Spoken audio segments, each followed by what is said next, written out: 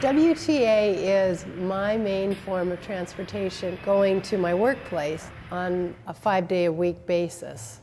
I'd say I ride the bus 4 to 5 times a week. Mostly I use the WTA to go to the doctor's appointments and come to the senior center, and also I go to a grief support group. They take me there. To everywhere, to grocery shopping. I go to church in it, I go to meetings in it. I used to come to the senior center where I volunteered. I use it for church, I use it for Bible study, I use it for water aerobics twice a week, I use it for the chiropractor, I use it for my dentist and my doctors.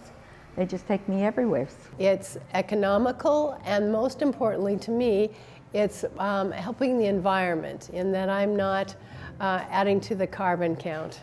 If you cut the service, then you're going to put people back in cars, which is just exactly the wrong decision to be making right now.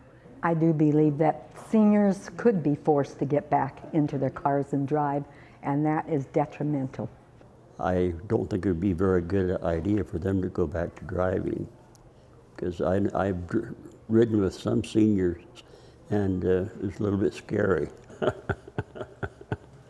There are many people who probably wouldn't have a very full life if it weren't for a system like this. And it'd just be so sad to see these people sit in their apartments because they can't just get out to go for a walk out at Boulevard Park. It would be hard for them to get to the doctor, to the grocery store.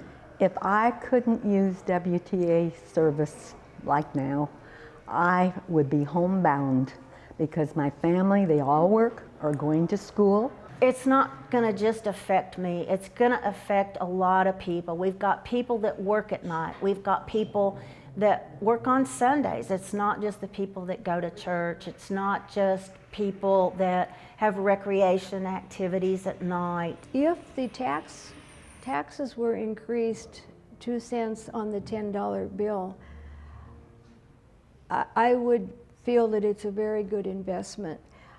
It may be hard for some people to think that if they don't need to take the bus, the specialized bus, but I do, and I know a lot of other people who are riding the bus do. The 2 cents on $10 is pretty minuscule when you see what we're getting for it. I think actually it's a good value when you compare it with what you would pay at the gas pump when it goes up 5 cents, 10 cents a gallon on a regular basis. If there's any doubts at all by people, and I can see why without ever riding or needing to ride these buses, you really wouldn't know. But I would like to introduce them to some of these people who really truly need to ride something in order to go somewhere. If people say I don't need WTA, I would contradict that because I really need it. I don't know what I would do without it. I don't have family here, and I have very few friends. Most of my friends don't have cars. Everybody I talk to that's riding on the bus has expressed a fear about having these services cut off. There are a lot of people who are totally dependent on WTA, and a lot of people who ride WTA who have cars, who are still riding it by choice, just for environmental reasons. I do believe that we have a lot of people in Whatcom County that do support and believe in the WTA bus. I do believe that. But there are some people who are not as old as we are, a lot of us, that they don't know what it's like to be in our shoes. But they're going to get there. Unfortunately, we all do.